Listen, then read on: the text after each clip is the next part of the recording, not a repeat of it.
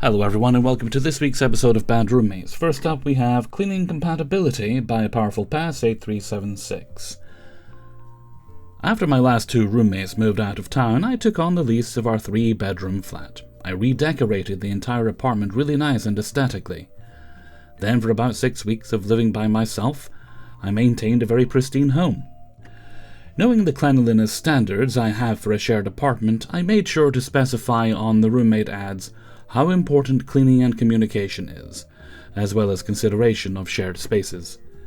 I finally rented out the 2 bedrooms recently, although one of the roommates doesn't officially move out until the end of the month.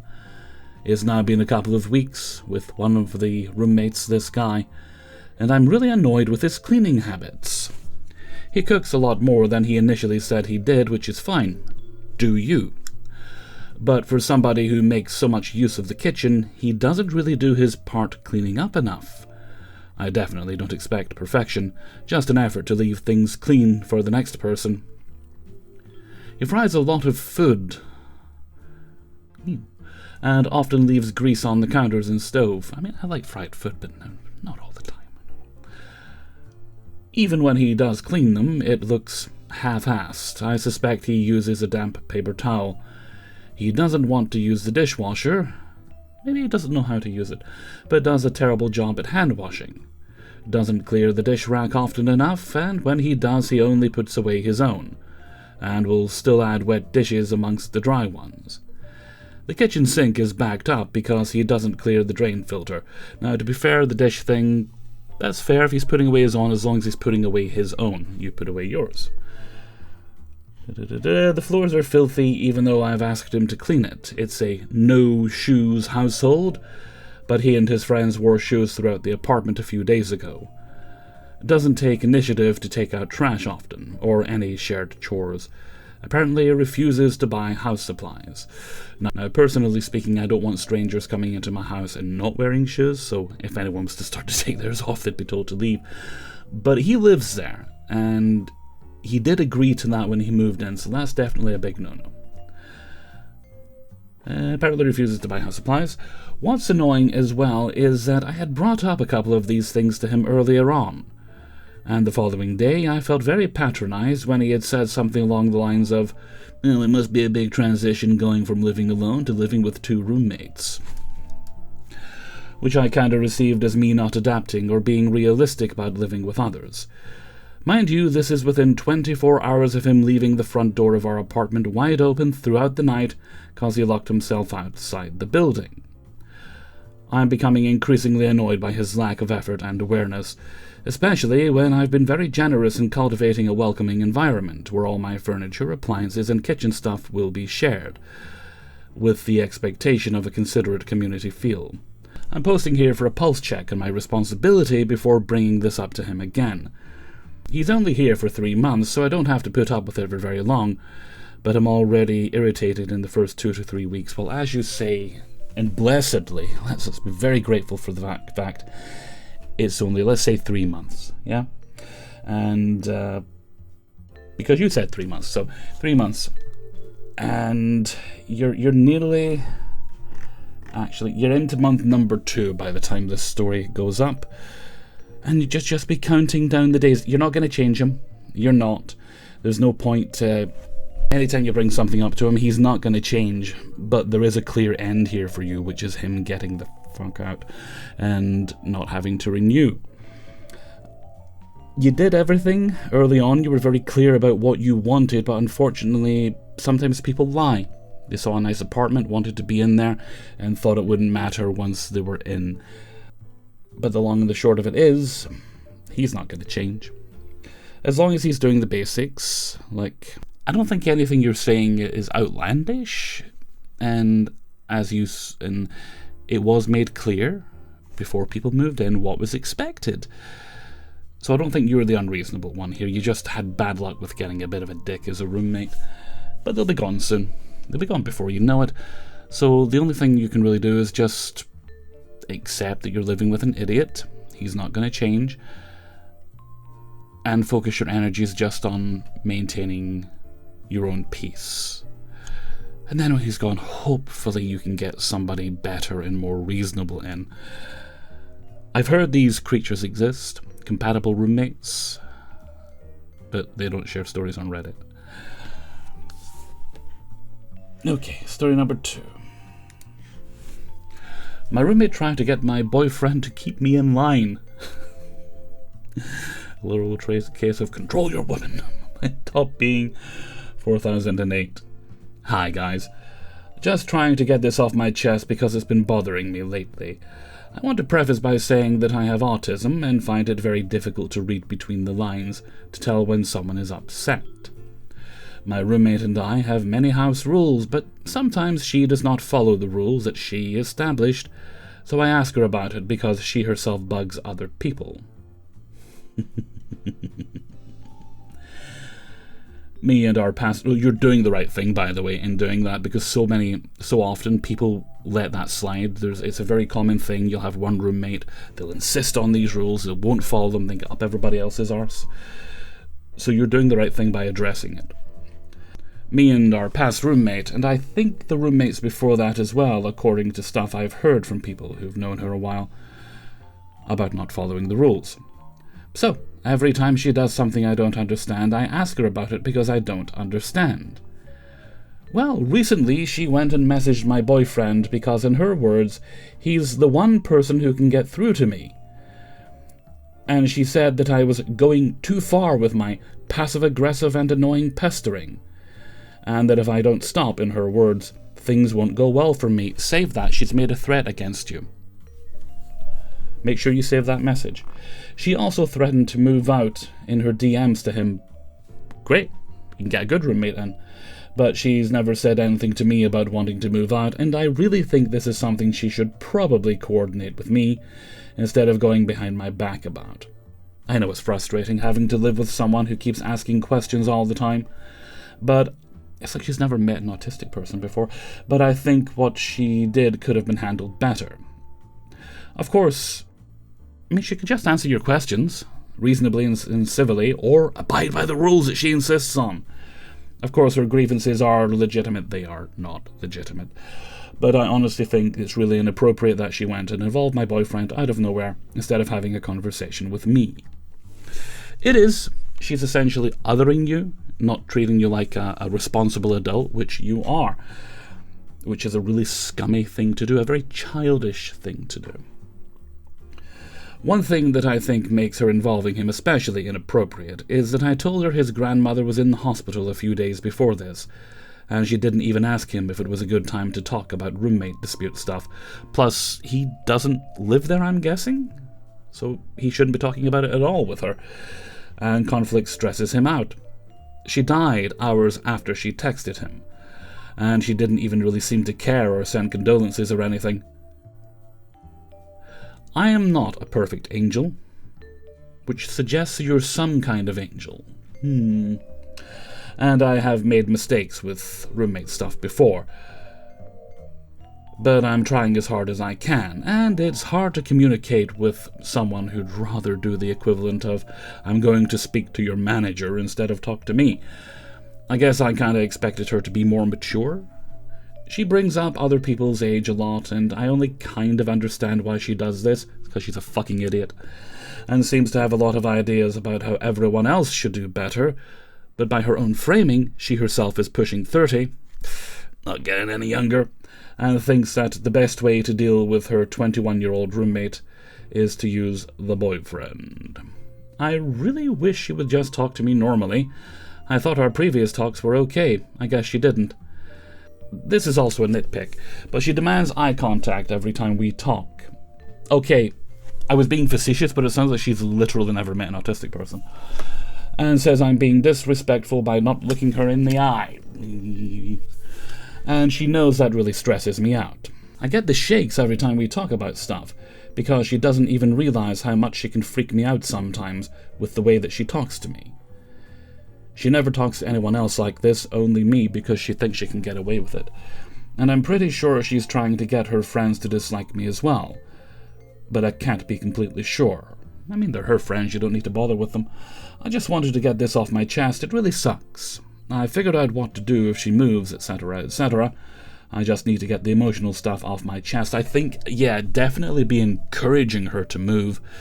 Just say that you've brought it up, and I think that would be a great idea, since you've mentioned you're willing to move and we're not compatible. Okay, you mentioned that they are kind of friends, that your boyfriend and the creature you're living with. Well, I would certainly hope your boyfriend's putting his foot down with her, because he's not your secretary. He shouldn't be taking messages or passing them on for you.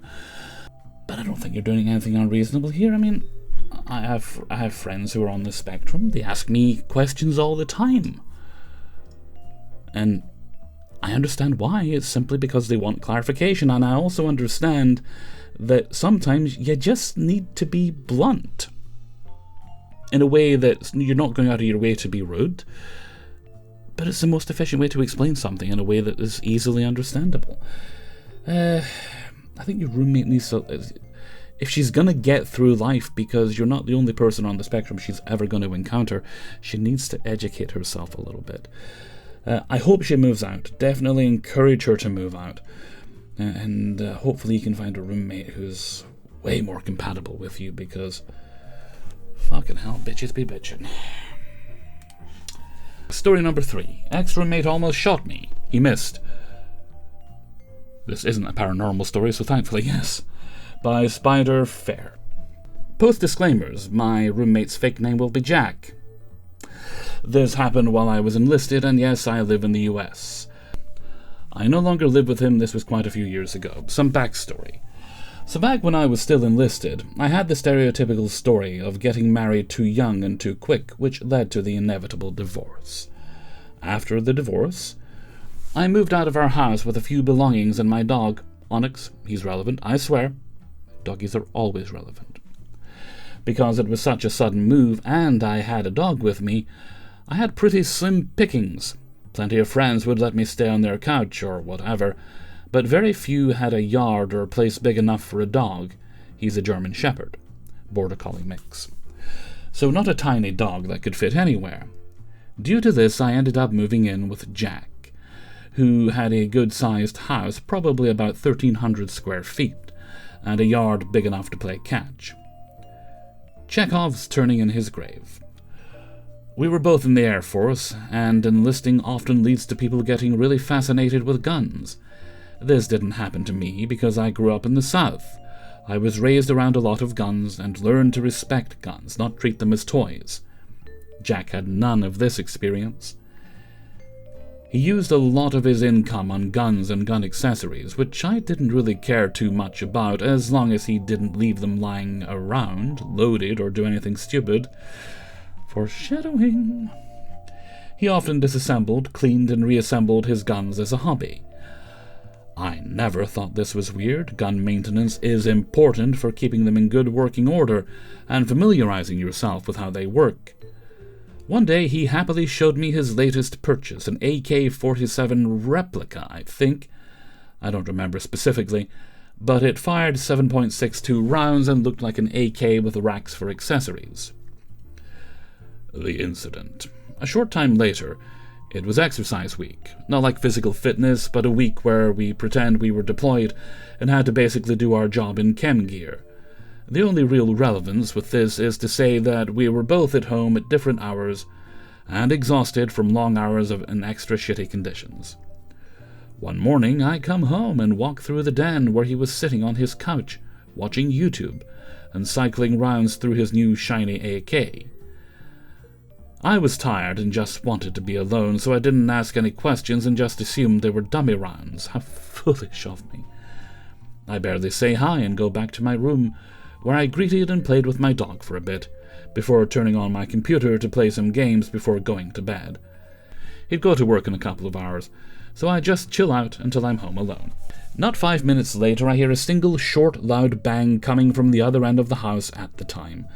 I thought it sounded like a fridge just fell over or something. So, I wonder how you... Story for another time, how you know what that sounds like. So, I go out to the kitchen, connected to the den he hangs out in, to see what happened and make sure Jack was okay. Only to be greeted by his pale face looking like he just saw a ghost. I asked him if he's okay and what happened, and he replied, "You okay? Well, I shot my gun." I responded, "What?" Like Star-Lord in the meme with his dad. "I accidentally shot my gun," he repeated. I'm somewhere between pissed off and entertained at this level of idiocy. So I ask him how the hell one accidentally shoots a gun in a house. He explains that he was cycling live rounds through his gun and trying to see how the mechanisms worked. Ah yes, instead of looking up a video that would do a breakdown, why wouldn't he put actual fucking bullets into an actual fucking gun pointed toward his actual fucking roommate? I checked myself to see if I got hit. I've never been shot before, maybe I was in shock and didn't notice yet. And the irritation quickly turned into fear as I realized I hadn't seen my dog in a few minutes. I quickly called his name so I could inspect him for wounds too. Thankfully the poor boy was scared as shit, but not in any physical pain. The entertainment stayed gone, with absolutely pissitude returning. "You fucking shot your gun? Why are you playing with your gun? Why inside? Why was it pointed towards me?" All questions he couldn't answer with anything but an irritated, "I'm sorry, jeez." I'm unbelievably angry, but I'm optimistic and grateful, so I calmed down, thankful that at the very least nobody was hurt. Isn't that against the code of conduct? And suggest we try and find the bullet so Onyx didn't eat it or whatever. We start from the den and notice the bullet first went through his oven, the neck of the oven, so the connecting piece between the stovetop and the dials and stuff. It didn't turn on, to his dismay. Good, fuck him. But I said it probably just nicked a wire, and I could help him fix it. By calling the cops, I hope you mean. Next, we went into his office, where we found out the bullet also went through his PC. Ha! Which I actually laughed about, because fuck this guy. We then found out it went through that room's closet and into my closet, so we both assumed it barely missed me and ended up somewhere in there. In my closet, we actually see 2 holes in my guitar poster, which was just chilling in my closet. I assume the bullet, since it hit so much along the way, or maybe a piece of metal or pipe or something in the wall, just started breaking it down or something. Whatever the case, following the holes led me to believe just how lucky I was. If he had been a dumbass just 5 minutes sooner, he would have 100% hit my knee or my dog. We never found what remained of the bullet. I guess it broke apart or was just too small and hidden somewhere or something. After that, we had a long talk about how he was no longer allowed to keep any ammunition in the house, and he was also not allowed to clean, dismantle, or otherwise handle his guns in the house, or I'd report him to our leadership. I mean, I think you'd be doing the army a favor by reporting him anyway. No, I didn't call the cops or our leadership or anything. I was so mentally exhausted from the divorce, and doing so would absolutely cause me to have to find another place to live. So I just let it go until I could move out eventually. He fixed the oven, right? Right? Nope. I tried helping him splice the wires that got split with the wire nut, but that didn't work. So my next guess was the heating element got fried or something. Whatever it was, I wasn't experienced or willing enough to help him.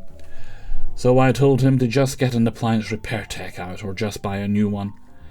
Instead, he called me into his office one day, calling you anywhere, shortly after I paid him rent to show off his brand new gun. Yep, he bought another gun within weeks of him almost shooting another human being, instead of fixing the oven that he broke with his gun. At the time, I wasn't really that assertive, but even then I replied with, "Are you fucking kidding me?" Which he scoffed at, of course. What happened next? Honestly, I think I was depressed or something, because I just kept looking for new places to live and dealing with his nonsense. See my other novellas, The Man Afraid of Moisture and Parking Too Close a Soliloquy. This wasn't even the breaking straw that made me move out, nor was it the only thing that made him a shitty person. But it was probably the worst, definitely the dumbest. The thing that actually broke my camel's back was him telling me I was late with rent every payday because I didn't pay him a day before payday, when he knew the money usually hit my account.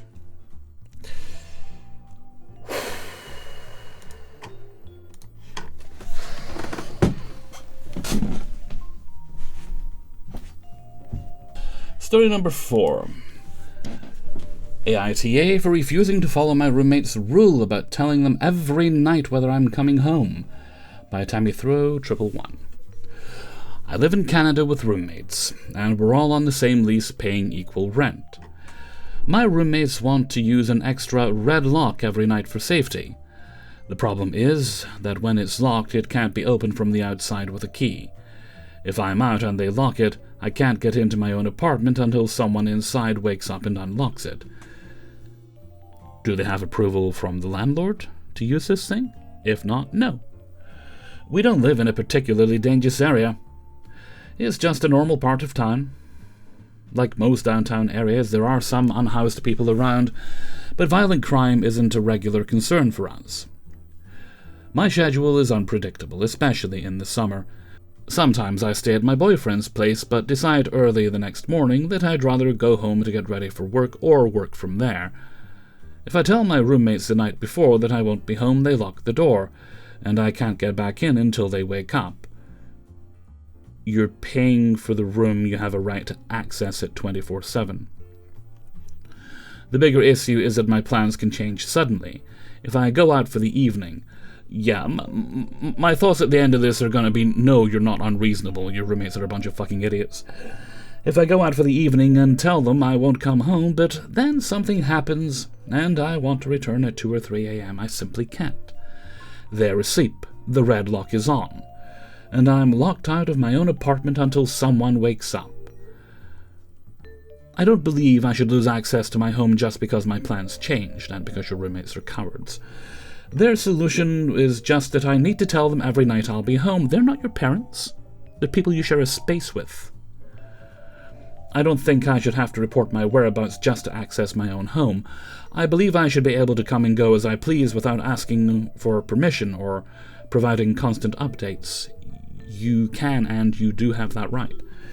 I suggested alternatives like a security system, different locks that allow key access from the outside, or extra security for individual bedroom doors.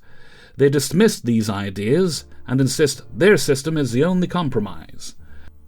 Another issue is that when I first moved in, we all shared our locations for safety. After a while, I noticed them discussing my whereabouts and checking my location multiple times a day. They sound like paranoid freaks, they really do. That made me uncomfortable, so I stopped sharing my location, which was correct. Since then, they've said I'm being unreasonable and not communicating enough. Why do they want to know where you are at all times? Yesterday, they tried to speak to me in person while I was rushing to take a shower before going to a movie. I told them I don't have time to talk. They kept pushing the conversation, and it turned confrontational since I didn't want to discuss it on their terms. After that, I preferred to communicate in writing.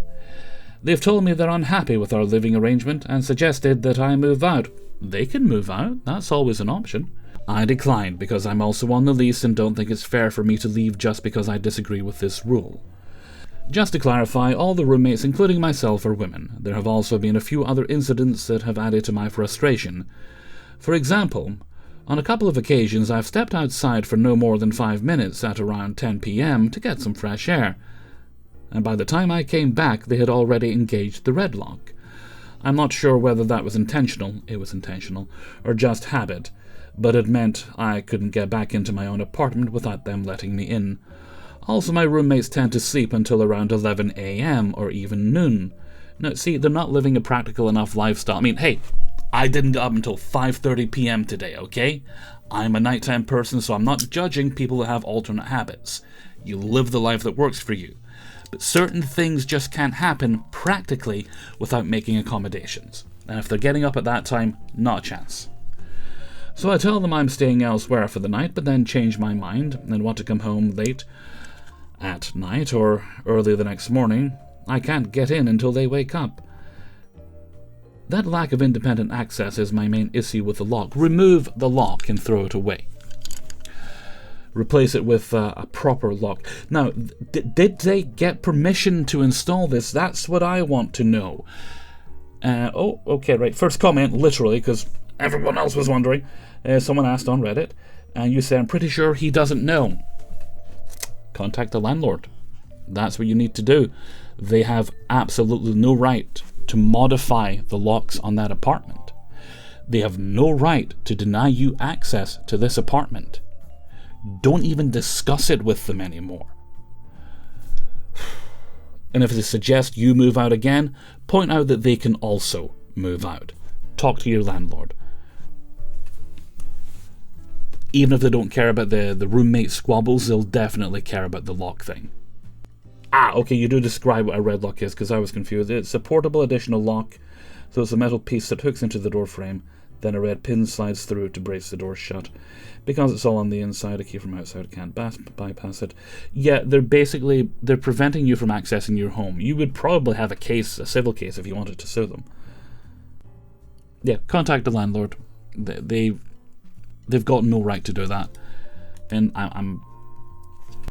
But yeah, definitely contact your landlord, because that is outlandish behavior. It really is. Wild, the audacity of them. They think they have the right just because they're paranoid, and feeding into each other's paranoia as well. Because if someone wants to get into that apartment, unless the door is reinforced with steel, that's not going to stop them. Fucking people, I swear. Fifth and final story. I'm tired of my roommate leaving used sanitary pad wrappers on the floor, by Flana Dimkana. I've been living in an absolute hellhole for the past 8 months, and I'm completely at my wit's end, like I can't but...